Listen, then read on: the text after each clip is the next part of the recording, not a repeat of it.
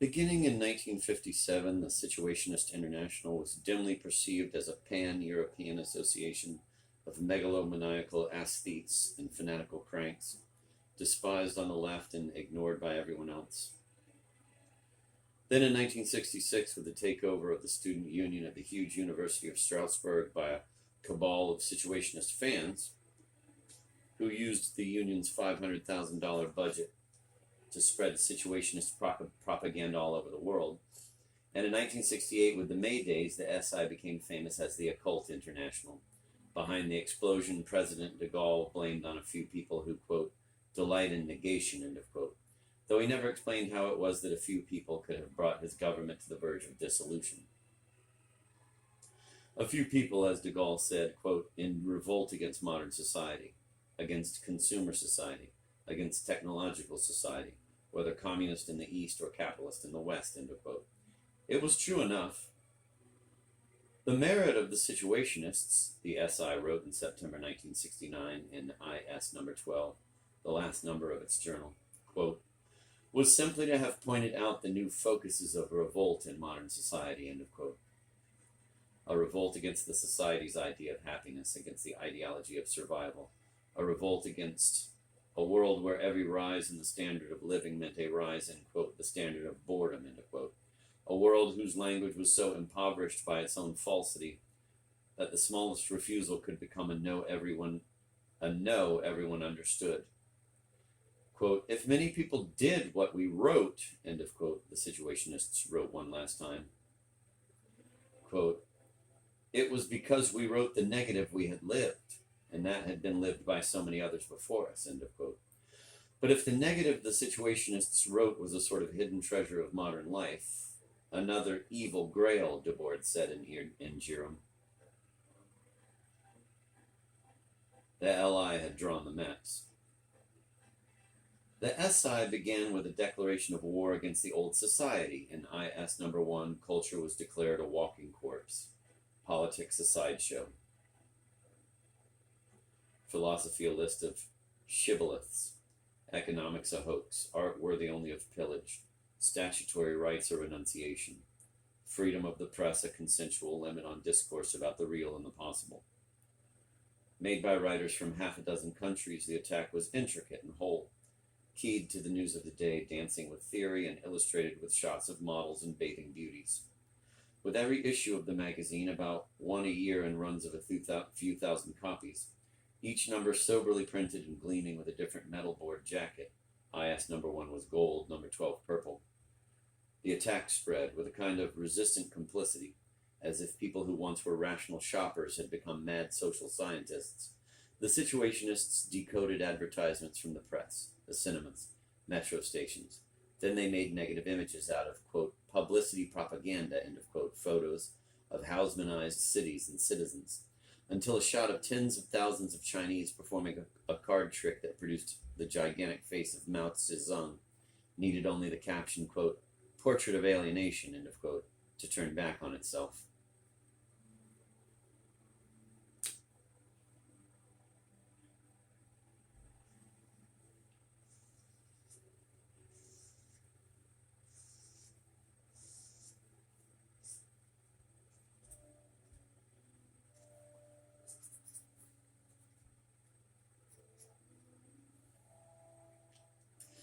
They embarked on what they called the correction of the past, which meant the reconstruction of a new history out of forgotten utopian experiments and massacred rebellions. Until soon enough, the momentary revolutionary councils of Hungary 1956 or Berlin 1918 could seem like all the politics the future would need, and next year's election already a dead letter.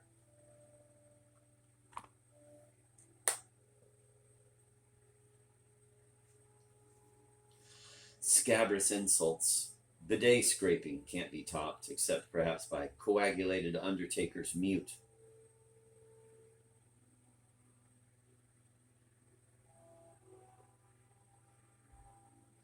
Took on a life of their own, as did a sort of philosophical delirium, the pursuit of a heretical, effective Marxism that did not so much disguise an irreducible lust for destruction as intensify and glamorize it. Situationist writing was a form of criticism, and it was a form of noise directed with equal force against all forms of social and political organization in the West and the East, and all those trying to change them. Le Monde, 1966. Rulers, bureaucrats, technocrats, union leaders, welfare theorists, city planners, Leninists, artists, professors. M. Georges Lapassade read almost a full page of IS number 9, August 1964. Est un con. Students, capitalists, entertainers, royalty, Castroites, Provos, Surrealists, Neo-Dadaists, anarchists, the South Vietnamese government, its American masters, the North Vietnamese government, architects, existentialists, priests, and excluded situationists. Then detourned comic strips sent the SI's voice out of the mouths of characters from Terry and the Pirates and True Romance, as if real people actually cared about the commodification of love and the reinvention of revolution. Collections of newspaper clippings organized around situationist notions of leisure, religion, technology, mental illness, ordinary language, and violence.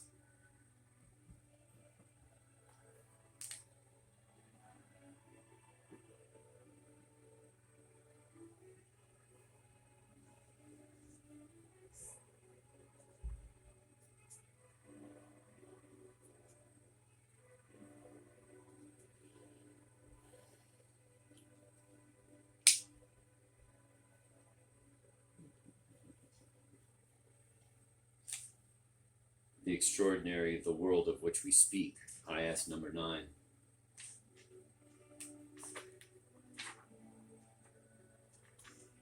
Bound power to a chair with its own lies, blinded it with its own images, and forced it to confess its terrible schemes. We have ways of making you talk.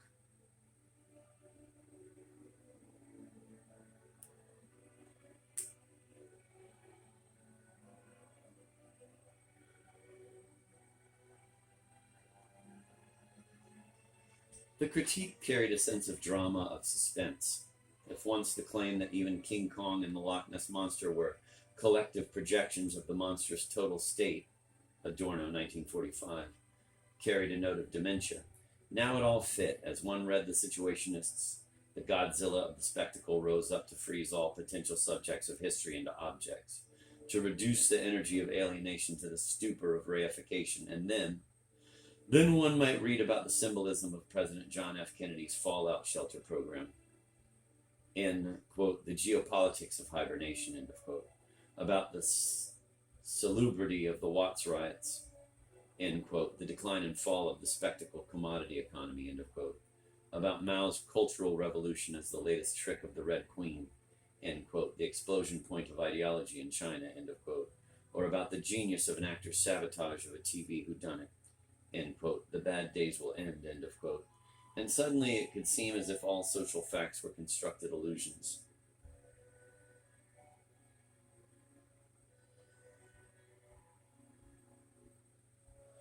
That none was immune to the urgency of the SI's language, that no private wish was separate from its call for a new world.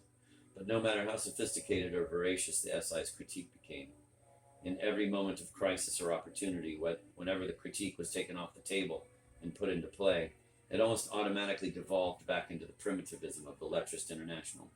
And that was a spirit best caught by Debord in 1953, the year he tried to asphyxiate himself, and the year Cheglov wrote his, quote, formula for a new urbanism, end of quote. Quote, oblivion is our ruling passion, end of quote. That meant opening oneself to a disgust so deep it might black out all routes of escape save madness or suicide, the dead end of an anti-world where the refusal of work and art guaranteed only self-loathing and solipsism. It also meant we want to act. We don't care what comes of our actions. This is our idea of happiness, a good way to live. Transposed into the negative, quote, oblivion is our ruling passion, end of quote, was an affirmation of absolute subjectivity. A version of Cheglov's everyone will live in his own cathedral, of St. Just's the only reason one fights is for what one loves, of fighting for everyone else as the only way to make a city where one could find what one loved, or find out what that was, to make a city where one could discover for what drama one's setting was the setting. Debord's call to oblivion was the Allies' gold. In the SI, it would fuse with St. Just's call to action, promising the Solitaria festival. Quote, our ideas are in everyone's mind, end of quote. That was how the disgust of a few, even the refusal of one, could bring a government to the verge of dissolution. At the least, it was the conclusion de Gaulle could not afford to draw. As an attempt to reveal all the contradictions of the geopolitical and the world historical, to find the string of the reversible connecting factor and then pull it, the work of the SI could always be boiled down to crude slogans to, quote, I take my desires for reality because I believe in the reality of my desires. To, I want to destroy passers-by. But the slogans were also cryptic, hinting at untold stories, carrying a whole way of being in the world in a phrase, and in the drama the SI wrote, the cryptic slogan, the legacy of the LI, was itself the reversible connecting factor, like LaDonna Jones's letter to Michael Jackson. Simply the right graffiti on the right wall at the right time in the right place, quote, our work is not destined for the Louvre, end of quote, the LI wrote in Potlatch number 19, 29 April 55. The LI, said Bernstein, Dahu, Debord, Filon, Vera, and Woolman, was merely tracing plans for wall posters.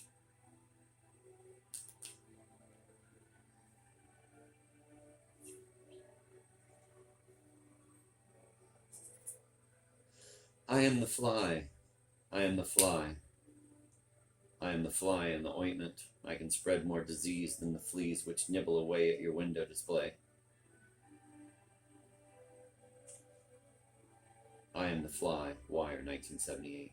We're the young generation, and we've got something to say. Theme from the Monkees, 1966. At the start, it was barely a group at all. Woolman said, we were in his third-story walk-up in the Rue du Temple in Paris in an artist's flat with only a single touch to mark the year, which was 1985.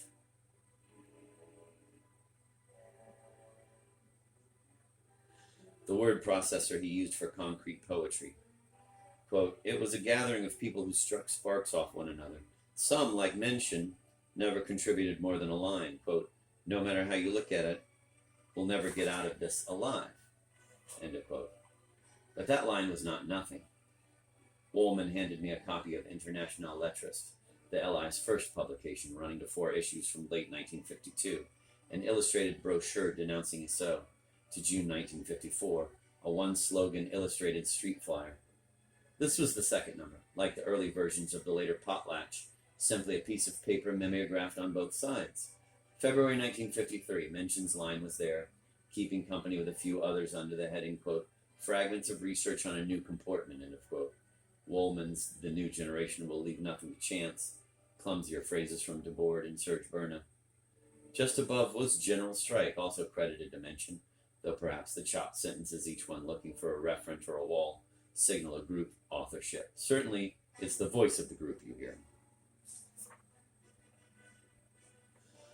There's no connection between me and other people. The world began on 24 December 1934. I'm 18. The splendid age of reform schools and sadism has finally replaced God.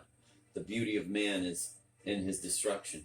I'm a dream that loves its dreamer. Every act is cowardice if it requires justification. I've never done anything.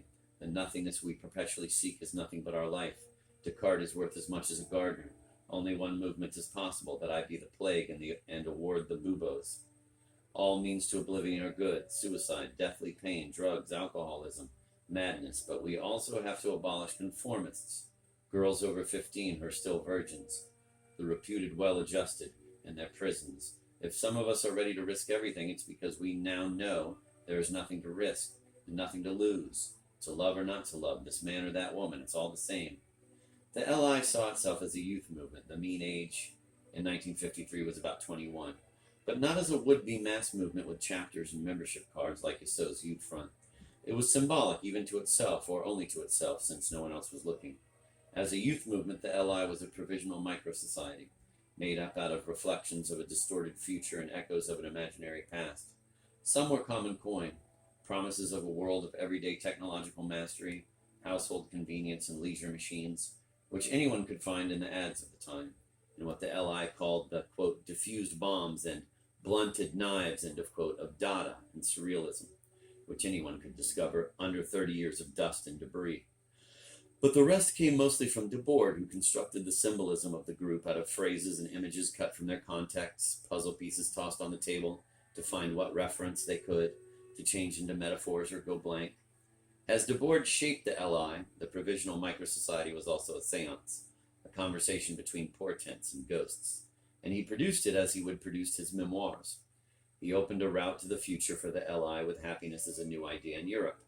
He blocked the road, turned the band back on itself with a second line, a few words of premature requiem, pure bathos in St. Just's face, or forced out of his mouth, quote, "Bernard, Bernard, this bloom of youth will not last forever," end of quote. Turning up again and again in the LI memoirs, always without attribution, in the group's writing, the phrase first appeared in Potlatch number 16, 26 January 1955, in Debord's Educational Value, a day-turned dialogue between unnamed authors. The quote was credited 2 issues later to an oration by the great French preacher Jacques Béniquet Bossuet, 1627 to 1704, who gave elegies for long-dead saints as if he were present to celebrate their funerals. This one was for Saint Bernard, Bernard de Clairvaux, who in 1146 launched the Second Crusade.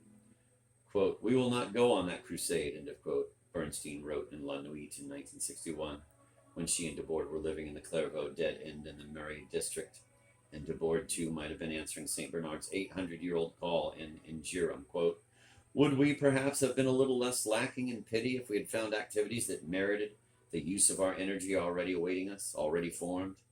But there was nothing of the kind.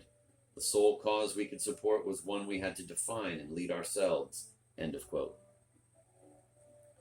So they did it through auto-terrorism, intensifying the oppositions they carried within themselves.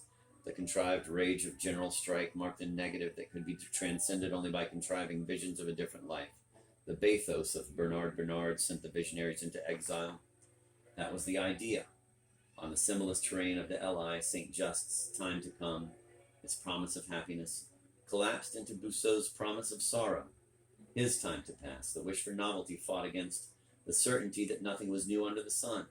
As a clash of metaphors, it was almost an event, repeated every day.